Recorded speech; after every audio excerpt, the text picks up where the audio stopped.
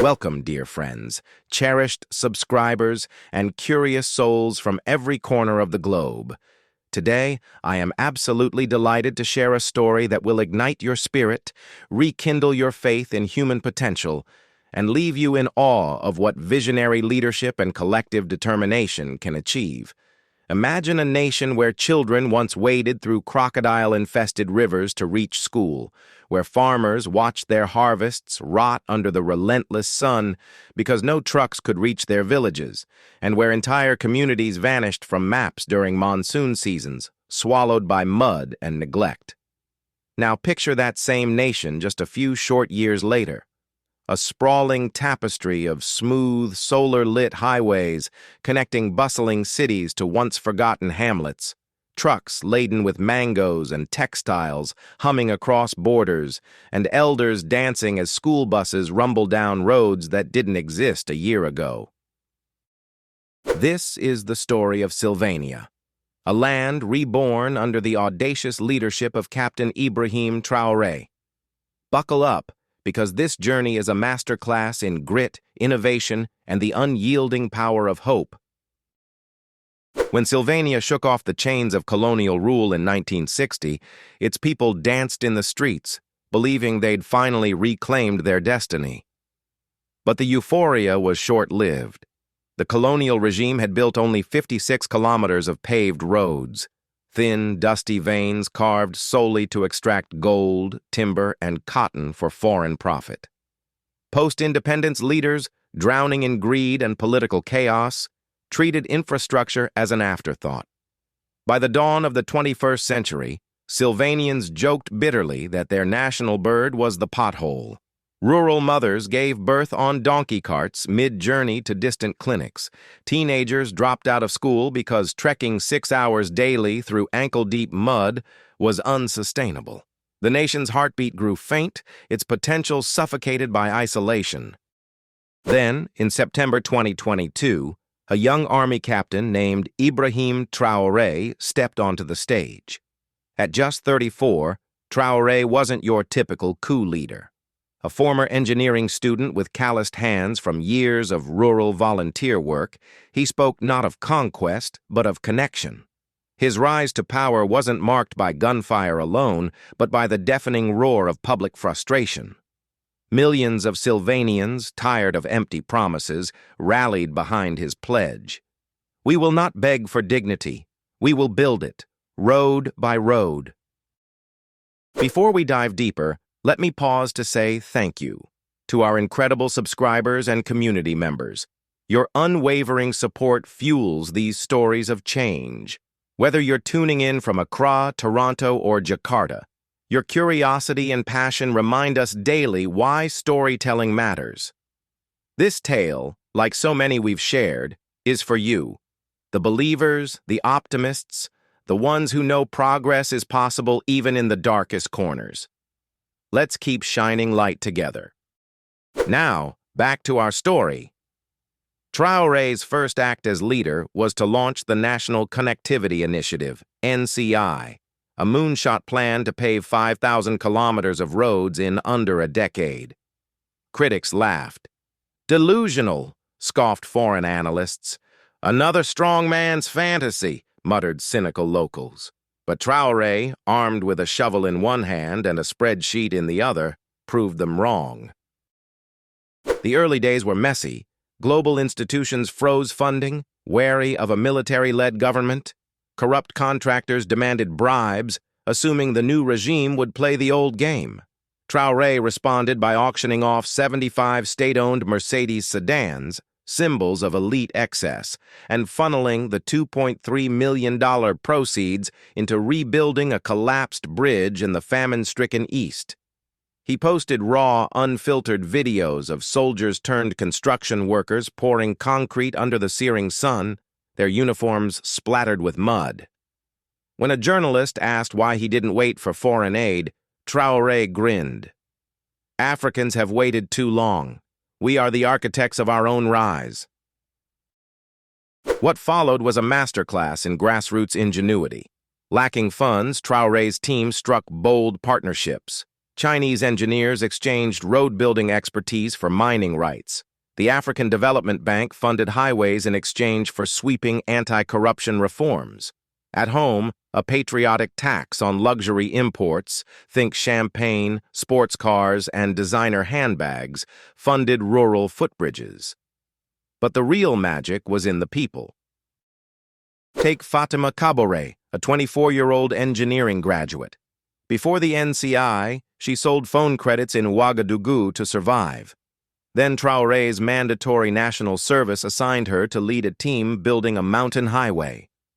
I thought, me? A site manager? She recalls.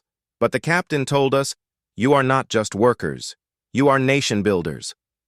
Fatima's crew, mostly women, mixed recycled plastic bags with local clay to create cheap, durable pavement, an innovation now replicated in 3 neighboring countries.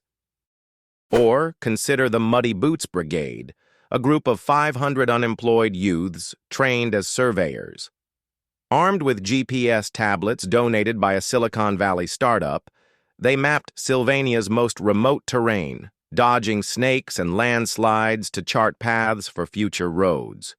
We weren't just drawing lines, said brigade member Amadou Savadogo. We were drawing the future. But let's not romanticize the struggle. Progress came with pain. When Traoré jailed 15 officials for stealing $12 million in road funds, allies warned it would spark backlash. You can't fight corruption without making enemies, he retorted. In the northern Sahel region, a bridge project stalled for months after insurgent attacks destroyed equipment. Yet with each crisis, Sylvanians doubled down. Villagers formed night watch groups to protect construction sites. Teachers held literacy classes for workers. Even skeptics began to whisper, maybe this time is different. One unforgettable moment came in 2025 when Traoré visited the embattled northern site. Instead of a military escort, he arrived with a convoy of engineers and a portable cement mixer. For 3 days, he worked alongside laborers, sleeping in a tent and eating communal meals of millet and fish. A leader who blisters his hands with us? Marveled worker Issa Ouedraogo. We'd follow him into a volcano. By 2026, Sylvania's roads became laboratories for green tech. Engineers designed smart roads that harvest rainwater through porous asphalt, channeling it to irrigate nearby farms. Solar-powered streetlights along the Golden Coast route doubled as Wi-Fi hotspots, connecting fishermen to weather forecasts and market prices.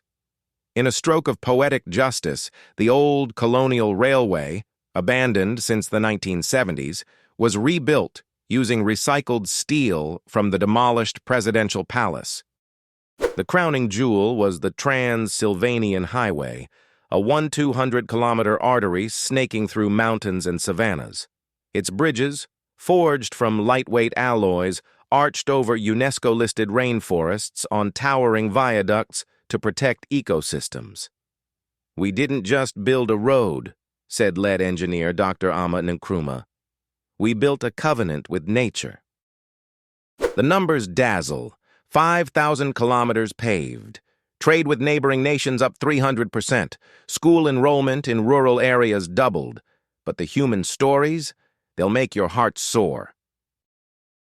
In 2027, the first ambulance reached the village of Tien Fala, a place once nicknamed the Island, because floods cut it off for half the year.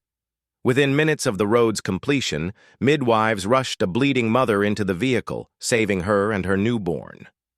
That road didn't just carry a truck, said Nurse Adiza Sow. It carried life. Then there's the YouTube clip that went viral, 103-year-old Yakuba Kalibali, who'd never left his valley weeping as he touched the asphalt. My grandfather told me about cars, he said. Now I'll ride one before I die. Months later, a photo of Yakuba grinning in the passenger seat of a donated sedan became Sylvania's most shared image.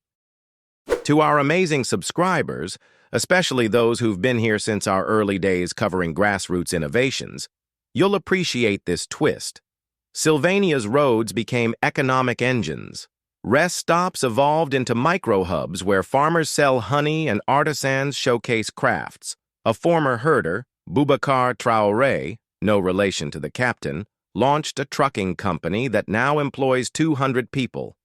Before, my camels were my business, he laughs. Now I have a fleet. In schools, geography lessons shifted.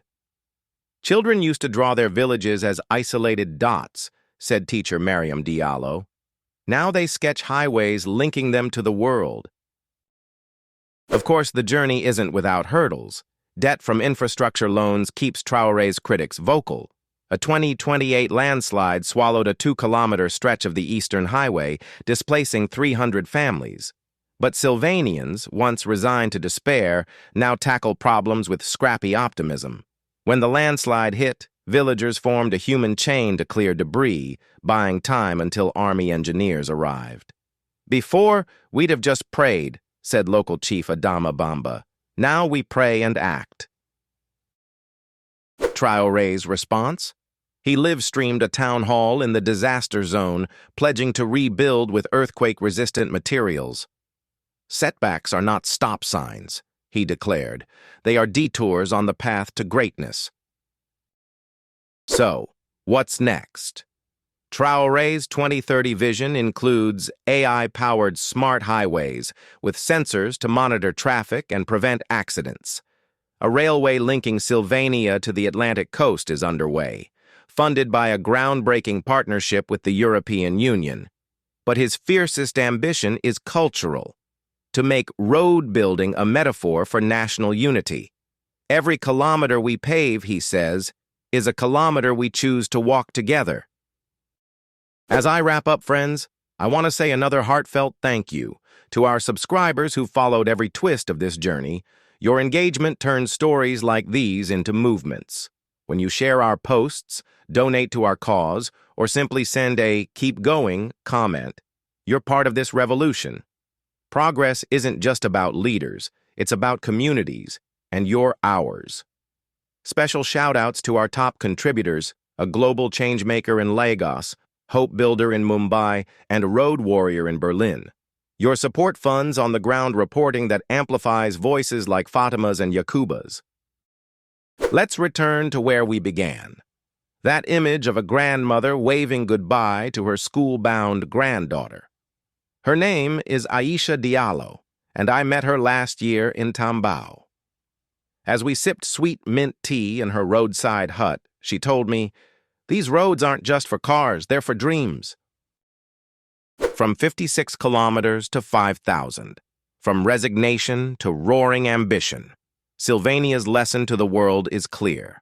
Development isn't a gift, it's a choice. And when people choose to build together, no mountain is too steep, no valley too deep. So, dear friends, the next time you drive down a smooth highway, remember Sylvania. Remember Captain Traoré. And most of all, remember that somewhere, right now, another impossible road is being paved.